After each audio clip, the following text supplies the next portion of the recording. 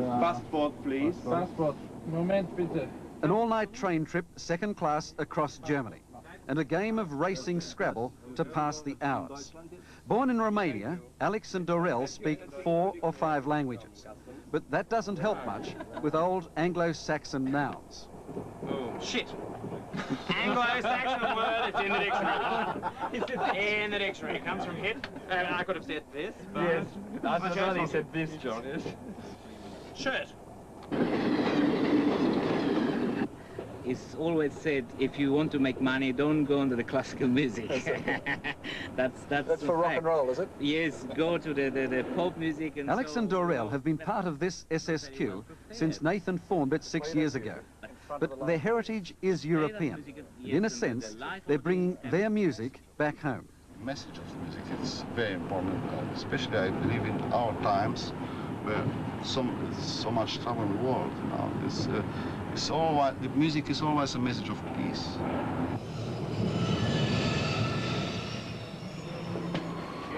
If this was the Little River Band, there'd be road managers and limousines and groupies at Salzburg Station. But the SSQ can't even find a porter. Well, that's too cheap for a porter. On the chamber music circuit, you're absolutely on your own.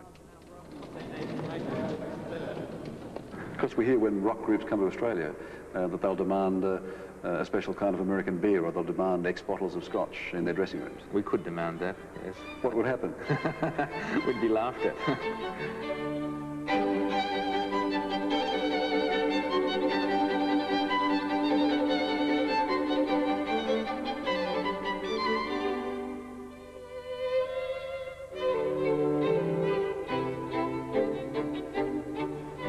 This is Salzburg in Austria. It's the home of classical music. This is where they hold the renowned Salzburg Festival. But more than that, this is a place where a genius by the name of Wolfgang Amadeus Mozart was born. Mozart lived in that house there. So for the Sydney String Quartet, coming to Salzburg is the climax of their musical odyssey.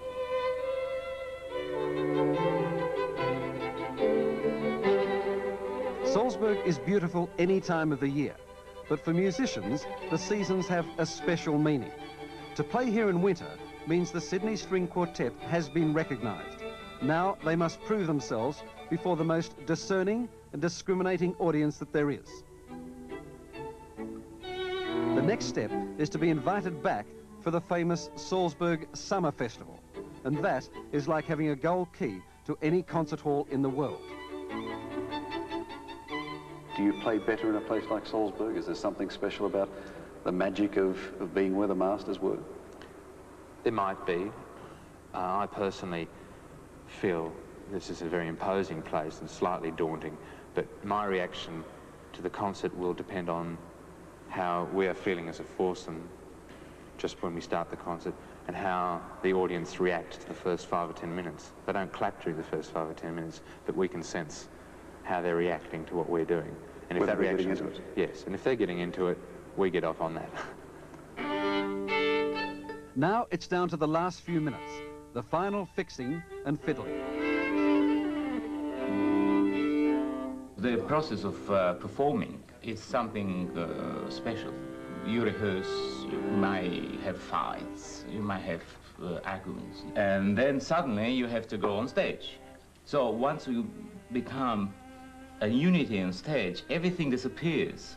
All these things vanish, and you participate with your whole knowledge and feelings and everything to an end product, which is the music. Are you ready to start? Yes. Good luck.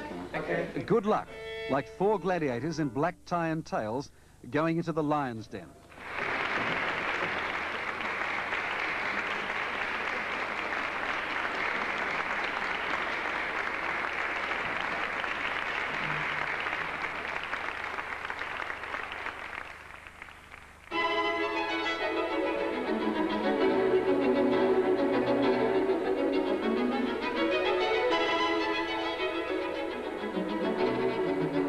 Still, why do they do it? Hurtle halfway round the world, subject themselves to personal stress, and travel second class and live in dingy hotels, when they could play comfortably at home to opera house audiences of up to 3,000 people. I personally have a strong commitment to, as a nationalist, towards things Australian and trying to prove something. You know, that's my nature anyway. What are you trying to prove? To try and prove that we can carry coals to Newcastle. That you can play as well as the Europeans? Yes. I mean, again, it may be arrogance, but I don't feel that there's any reason that we can't. We have always had some of the finest singers in the world. Why shouldn't we have a string quartet? It's just a little bit more highbrow for some people. So what's the verdict? Thumbs down or a triumph?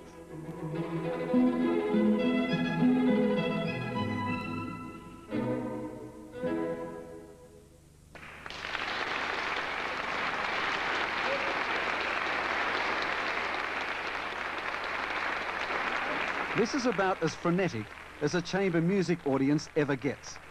What the SSQ doesn't yet know is that the music critics in tomorrow's papers have also been impressed. The quartet will be invited back next year. The only thing anyone can guarantee in a quartet is that we'll all meet for the next rehearsal. Unfortunately, they won't all be there at the next rehearsal. Just a few days ago, Dorel Tincu, the second violinist, died of a heart attack. He was only 43, a sadly shortened career, but his talent and his music will be remembered for a long time to come.